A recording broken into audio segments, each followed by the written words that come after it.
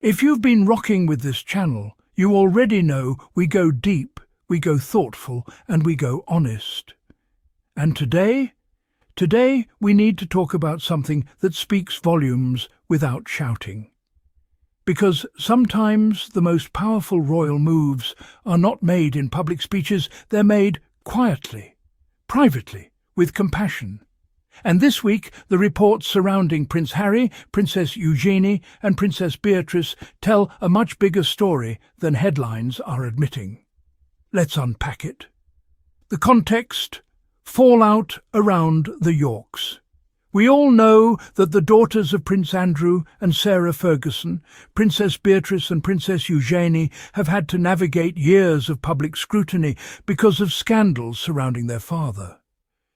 Now, regardless of how people feel about Andrew, let's be clear about something. Eugenie and Beatrice are not responsible for their parents' controversies. Yet, according to reports, they have allegedly been excluded from Royal Ascot this year, one of the most visible events in the royal calendar. And more than that, there are claims that the Prince of Wales, Prince William, has advised other royals to avoid being photographed alongside them for the rest of the year. If true, that's not just about optics. That's about distance. That's about hierarchy. That's about control. And that's where Prince Harry's reported response becomes very interesting. Harry's alleged message: "I know what that feels like."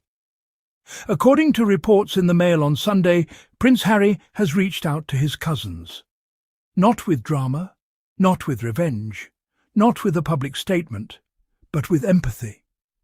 An insider reportedly claimed Harry told them something along the lines of, "He knows what it's like to be at the wrong end of the institution." Now pause. That line right there, that's layered.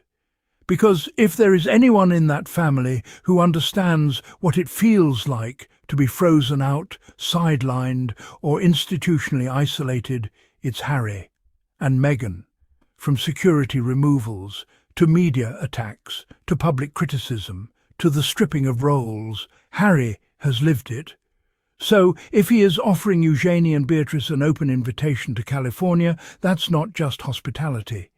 That's solidarity. California as a safe space reports suggest Harry extended an open invite, particularly to Princess Beatrice, should she ever want to step away from the fallout in the UK. Now, let's be clear, we don't know if this is a permanent relocation or just emotional support. But symbolically, it's powerful. California, for Harry and Meghan, represents autonomy, peace, privacy, a different way of living. It's a place where they built Archewell, where they are raising Archie and Lilibet, where they are shaping their own narrative. For Harry to say, essentially, "There's a place for you here if you need it," that is the opposite of exile. That is refuge, and I find that incredibly telling. Contrast in leadership styles. Let's just compare the optics for a moment. On one side, reports of exclusion from Royal Ascot, advising family members not to appear in photos, distancing publicly.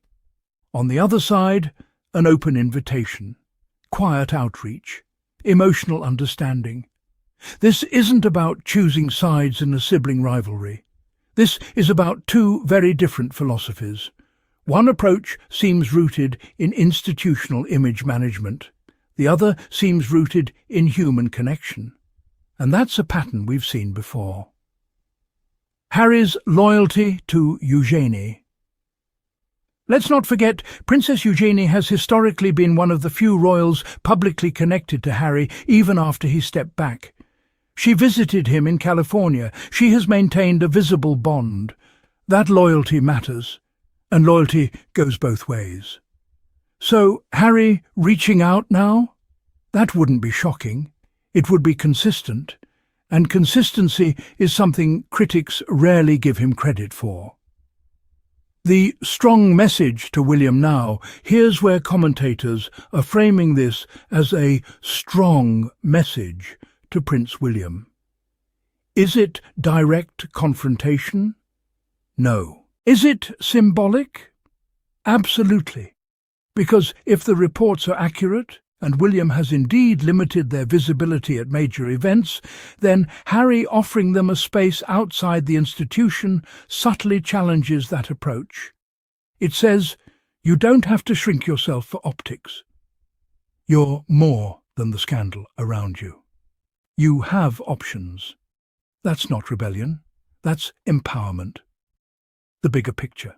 The institution versus the individual. Harry has been vocal in the past about what he calls the institution. In interviews and in his memoir Spare, he described feeling unsupported, unheard and constrained by palace systems. So when he reportedly says he understands what it feels like to be at the wrong end of the institution, that's not random phrasing. It reflects lived experience. And whether people agree with him or not, one thing is undeniable. He chose to prioritize mental health and family over hierarchy. And Meghan stood beside him through that storm. Meghan's influence. Let's talk about Meghan for a second. Because we know every time Harry does something compassionate, critics somehow try to spin it.